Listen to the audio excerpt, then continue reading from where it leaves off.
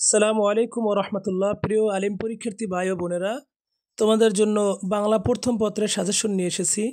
এখানে গদ্যাংশ এবং পদ্যাংশ দুই অংশে দেওয়া হয়েছে। এইখানে যেগুলো 3 স্টার এগুলো তোমাদের জন্য সবথেকে বেশি ইম্পর্টেন্ট। এবং তোমরা জানো যে সৃজনশীল সাবজেক্টের জন্য মূল গল্প এবং কবিতা পড়াটাই সবথেকে বেটার। এখানে লেখক পরিচিতি, পাঠ পরিচিতি এগুলো তোমাদের জন্য বেশি ভালো হবে। এরপরেও আমি তোমাদের জন্য মূল ইম্পর্টেন্ট জ্ঞানমূলক এবং প্রয়োগমূলক প্রশ্নগুলো দিয়ে দিছি। তোমরা সম্পূর্ণ ভিডিও না দেখে কেউ স্কিপ করবে না। আর অবশ্যই চ্যানেলটি সাবস্ক্রাইব করে নিবে। তোমাদের বন্ধুদের সাথে ভিডিওটা অবশ্যই শেয়ার করে দিবে। দেখো, প্রথম প্রবন্ধ কারবালার প্রান্তর, এখান থেকে তোমাদের যে জ্ঞানমূলকগুলো আমি তোমাদেরকে দিয়ে এসেছি, তোমরা শুধু এই জ্ঞানমূলকগুলোর অনুবাদগুলো তোমরা পড়ে নেবে। এরপর অনুধাবনমূলক দেখো, তোমরা শুধু এই অনুধাবনমূলকগুলোই পড়বে। এইগুলোই তোমাদের ইনশাল্লাহ কমন আসবে। এরপরে তোমাদের হলো উচ্চতর দক্ষতা এবং প্রয়োগমূলক শিখলা, আমি তোমাদের এখান থেকে দিয়ে দিয়েছি। দেখো, প্রয়োগ উচ্চতর দক্ষতামূলক, এখান থেকে মাত্র 2টা, তোমরা এই 2টাকেই পড়ে নেবে। এর বাইরে তোমাদের পড়তে হবে না, তোমরা মূল গল্পটা ভালো করে পড়বে। অপরিচিত থেকে তোমরা জ্ঞানমূলক এইগুলোই পড়বে।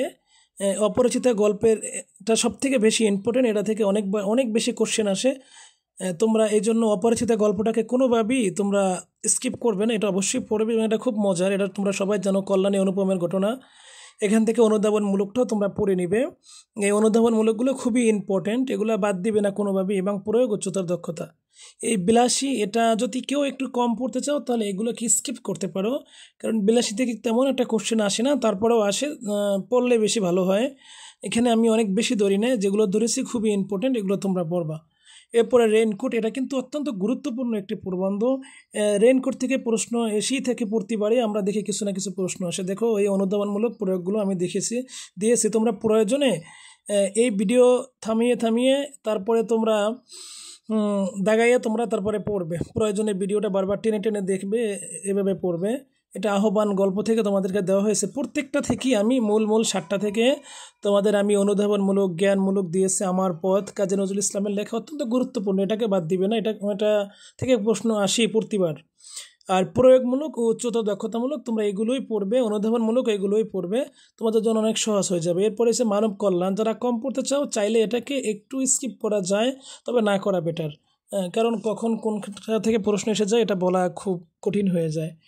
তো এই জন্য গদ্য অংশ দেখো, তোমাদের কিন্তু পদ্য অংশ থেকে লিখতে হবে 3টা, আর গদ্য অংশ থেকে লিখতে হবে 4টা। এই জন্য তোমরা 2 অংশেরই কোনোটাকেই কম গুরুত্ব দিবে না, প্রত্যেকটাকেই ভালো করে গুরুত্ব দেওয়ার চেষ্টা করবে।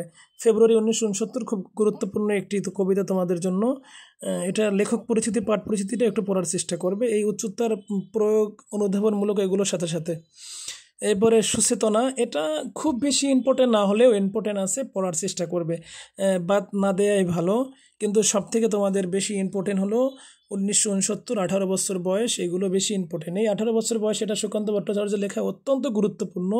আমি আশা করি এটাকে তোমরা খুব ভালোভাবেই পড়েছো এবং পড়বা, এবং এই প্রশ্নগুলোই তোমরা গুরুত্ব সহকারে পড়বা। তাহারই পরে মনে সুফিয়া কামালের লেখা অত্যাধিক গুরুত্বপূর্ণ একটি কবিতা, তোমরা এটা বাদ না দেওয়ার চেষ্টা করবা, কারণ এটা থেকে প্রতি বছরই কোশ্চেন আসি, আমরা দেখতে পাই প্রতি বছর কোশ্চেন আসে। প্রতিদান, এটা মোটামুটি ইম্পর্টেন্ট, যারা বেশি পড়াশোনা করেছো তাদের জন্য ভালো, আর যারা স্কিপ করতে চাও এটা খুব একটা ইম্পর্টেন্ট মনে হচ্ছে না আমার কাছে। এরপর সোনার তরী, এটা মোটামুটি ইম্পর্টেন্ট আছে আমার কাছে, মানে 2 স্টার মনে হয়েছে।